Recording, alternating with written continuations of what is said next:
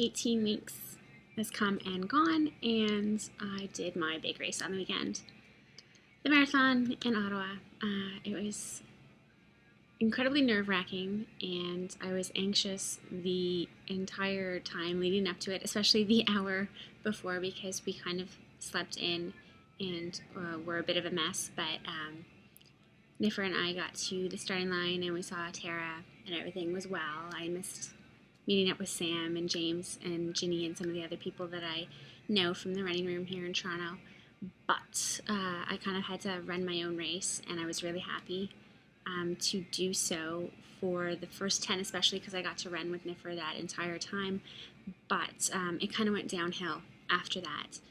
I had a lot of stomach issues, and that sort of not only wreaked havoc on my body, but also my head, because we all know that I spend a lot of time in my head and I talk myself out of things, and I have sort of a defeatist attitude. But somehow I persevered, and my time is horrible. If you're so inclined to look it up, knock yourself out. But I don't really want to talk about that. But I do want to talk about sort of a top 10 list of things that I've learned running this marathon, not only in training but in the race itself. So I think number 1 is, or 10, whichever way you want to go with it, is really sticking to your training. I sucked out of a lot of the tempos and the speed and the hills just because of work or not feeling well, or just because I was feeling lazy, and I think that those were really critical, and I think my body felt it halfway through, even though I could get through 30K races before. This was entirely different because not only had I not prepared properly, but I think that helps, or that, yeah, I guess that helped with the mental game that I play, because the race is a lot of mental versus just the activity. But if I had the activity down, solid, I probably wouldn't have let it get to me as much. But going on that, number 2, diet is really important. I know I have insensitivities to certain things, and sometimes I just kind of go, oh no, it'll be okay, I'm not that bad. But in reality, I think I am, and I think I need to get that checked, because I wouldn't have had to stop for the porta potty 4 times.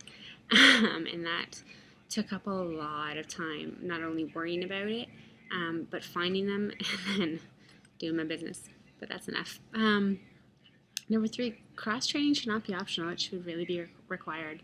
Whether you choose to do yoga to stretch out, or, weight training, elliptical, cycling, spinning, whatever you gotta do something else, because otherwise it's going to be hella boring, and you're going to find you're hurting in all sorts of places that you shouldn't be. It just makes you a well-rounded runner. And obviously I am not, because I was lacking in that department. Because you not only injury, soreness, tiredness, whatever, but to that end, ice baths. Do not knock the ice bath. Number 4, because that is a saving grace. If you want to be able to walk the next day, like today, perhaps I was bounding around and people had a hate on for me, but they are super helpful if you want to appear as though you haven't been riding around on a horse all weekend. And to help that along, compression gear. I could marry the stuff. Whoever came up with this material, love them. I spent most of my day yesterday in compression socks, and might have even slept in them as well, because I love them so much. And again, my legs feel heavy and a little bit sore, but I can manage through almost anything. As for the race itself, number 6, rain. Rain is not a bad thing.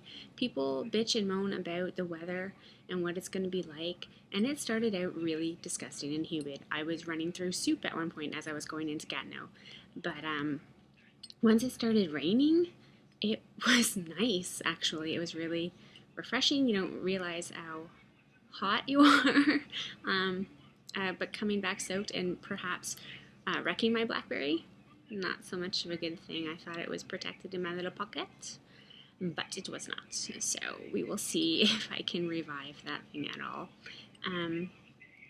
But being out there so long and so wet and so miserable, I have realized that I am the master of bargaining with myself and talking myself out of things and being defeatist. I would, in my head, I'd be like, we can do this for another kilometer.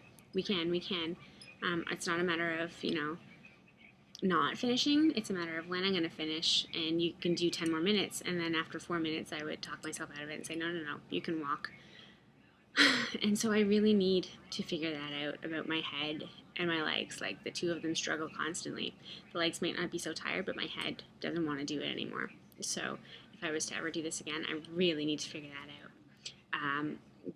But the thing that didn't let me be so defeatist and to just give up on myself was knowing that there were people out there watching me.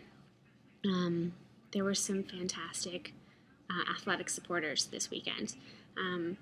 And I am truly thankful for them being out there. The people of Ottawa are amazing. They come out in droves. The most sort of cheering stations and music stations and bands and singers and DJs and whatever. It made it so the course wasn't quiet, because there were stretches where you felt like you were all by yourself and no one was around, especially when you're slower like me. And that was extremely helpful, because I needed a distraction from me talking to myself, and I can't run with my iPod anymore. It's just not doable. So thank you to the people of Ottawa for not only welcoming a bunch of crazy-ass runners, but for supporting them almost unconditionally, whereas in Toronto, all they do is have a hate-on for them, and it leads the news. So it was really refreshing to do that. And further to that are my friends.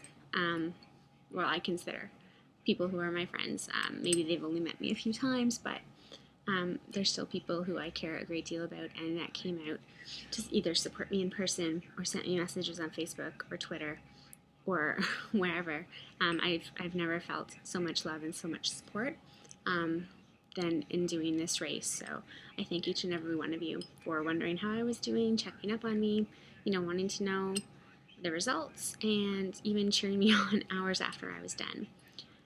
But the last thing that I think I learned from running a marathon was that despite number 7 being, the self-talk, the negative self-talk and the defeatist attitude, I can do this. I absolutely can. I can do it in the worst conditions, in terms of, mentally, physically, and even, crummy weather, according to some people. But I can. I'm a marathoner, apparently, despite still feeling disappointed about it.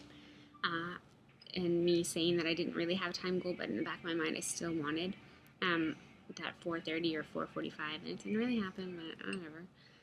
I still did it. I didn't give up completely. I may have given up in parts, but I still managed to run across the finish line or waddle or whatever. And so that's what this little thing says. I did it, and I'm very happy. And please don't ask me if I'm doing another one, because I don't want to think about it. I'll be back to doing half marathons, or a half marathon this summer, and I'm excited for that, and I'm so happy and grateful. So thank you again to everyone. Without you, I couldn't have done it, and I'm so appreciative. And if you have other things to add in terms of what you've learned from racing and running any distance, you don't have to be a marathoner. I'd love to know what else you learned about yourself or your friends or your city, whatever. So share that with me instead of, the pats on the back and whatever. I want to know what you've learned about yourself from running and racing. But again, thank you all.